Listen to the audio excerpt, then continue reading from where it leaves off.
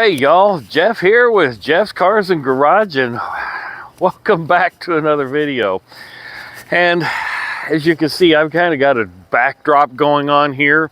That's really not the focus of this video, more or less, but giving you an update on things. So first of all, as you can see, I've got the 300 SD over here, and then the 300 SE sitting right here. And I'll tell you a little bit about the 300 SE, and if you followed my videos, this has been my problem child vehicle. And currently right now, I haven't been focusing a lot of efforts on it because I've been focusing on the 350 SL over the winter months, getting it painted, getting it, you know, it actually runs and drives, and Jose will probably be here later today, and we're going to start working on some other things like upper control arm bushings, lower control arm bushing, some of the bushings that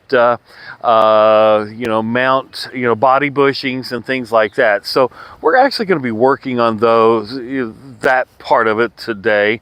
Hopefully we'll get a little bit done on it.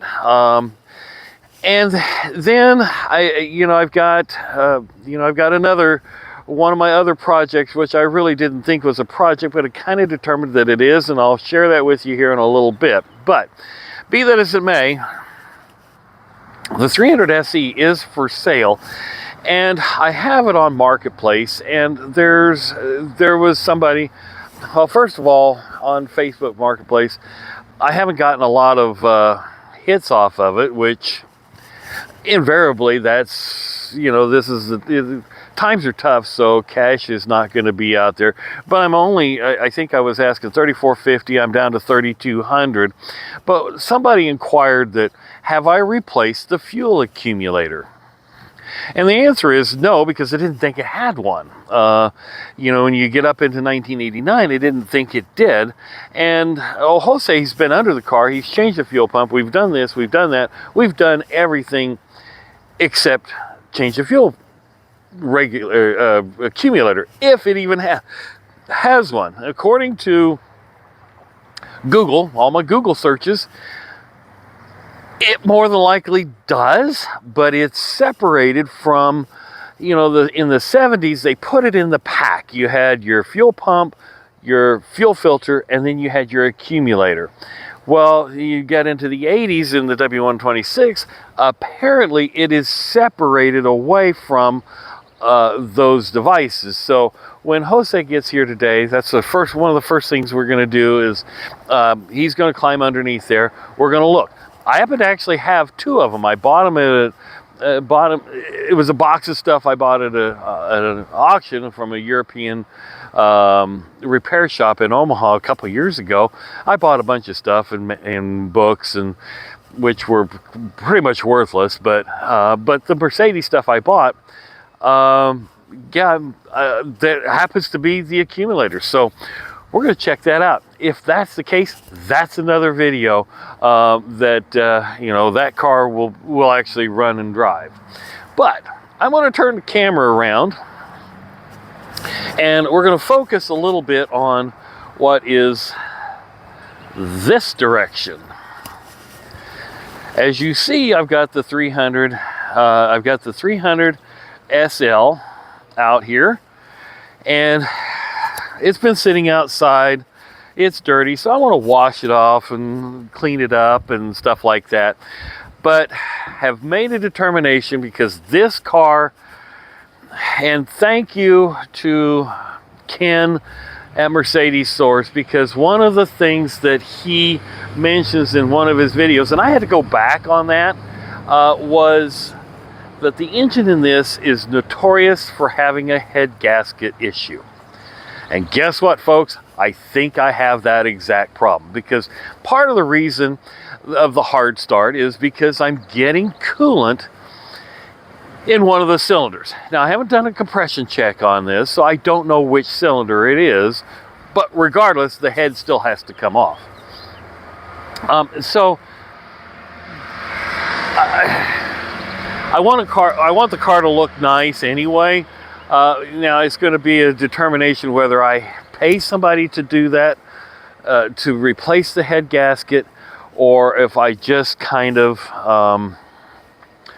or Jose and I try and tackle it. Now, what's involved in that is obviously milling down the head a little bit to make sure it's nice and flat and level. You just don't go and take the head off, which this is an overhead cam engine, so therefore it's going to be easy. But, to get the head off, you got to take the timing chains off, but, mark everything and so on and so forth. But you got to go through and mill the head. You got to mill the blocks so that everything is nice, flat, and smooth, and then put it all back together. The kits for these are not that expensive.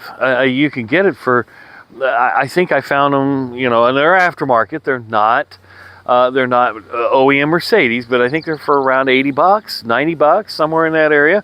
So the head gasket kit and the exhaust manifold kit and all those things, those aren't that bad. So haven't made that decision yet what I'm going to do. I'm going to talk to a couple of shops, and I'm going to, there is one that's out in Papillion. I'm going to have to trailer the car because it overheats by the time it's been running about 15 or 20 minutes. It runs fine, but it overheats. But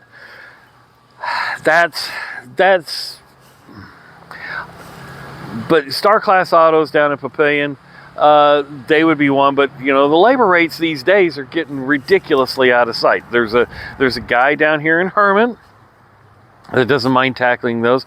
I don't know if this is something Jared or J-Ray would tackle and what he would charge. I mean, the time on it is not that exorbitant. It's probably, it's a 4 or 5 hour job, but at $200 an hour, or $175 or $160 and all of that, you're looking at $700, $800, $900, and that's a lot of money. So more to come, but I'll let everybody know on videos what I'm going to do with that. Now, lastly, the car, as you can see in the background, is the other 72 model year car. Oh goodness, the 280 SEL 4.5, and this car, I got in it today. It was in its carport. It has not been started in, I can't remember the last time I started. I think it was 4 months ago, February. I went out and started it 3 months ago.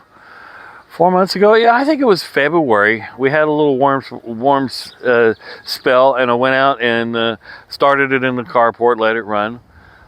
But I got in it, fired it right up, started up, let it warm up just a little bit, put it in gear, and drove it out here. So what I'm going to do today is I'm actually going to wash it and kind of go over it just a little bit. And maybe if Jose and I've got time, we're going to put the passenger seat back in. It's still out, and this is another one I'm going to work on, getting it kind of maybe show ready, kind of, sort of speaking, for what it is. There's still a lot of work to be done. I've got the dash half apart. The radio is out. I want to put a new radio in. I want to put new speakers in. I did get the headliner fabric from Turkey. I still have the door seals that I need to do. And they're kind of the wrong size, but I'm going to try and make them work. Just, there's a lot of work to do on this car, and I really want to work on it. But again, I've been focusing on the 350 SL because, well, it's a summertime car. So more to come, but it's kind of nice to see this outside, and it'd be nice to see what kind of people, or what kind of stares I'm going to get. So keep watching, because this one and the other 72 are probably the cars that I'm going to You know, spend the most time on. They're really easy to work on. They're not complicated. You don't have computers in them. You have injectors and you got a fuel pump, and that's pretty much it. So more to come, but appreciate you watching. Keep up to date, keep following.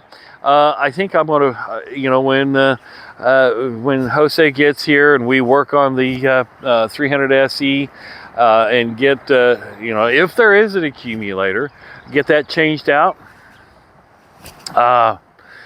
We'll see what happens with that. So maybe out doing a test cruise on that.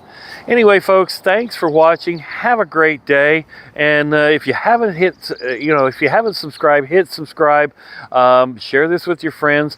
You know, I'm so close to getting, to the next level in, on YouTube. I'd like to get there. It's kind of been a goal of mine. So, but I can't do it without y'all. Have a great day. Thanks for watching.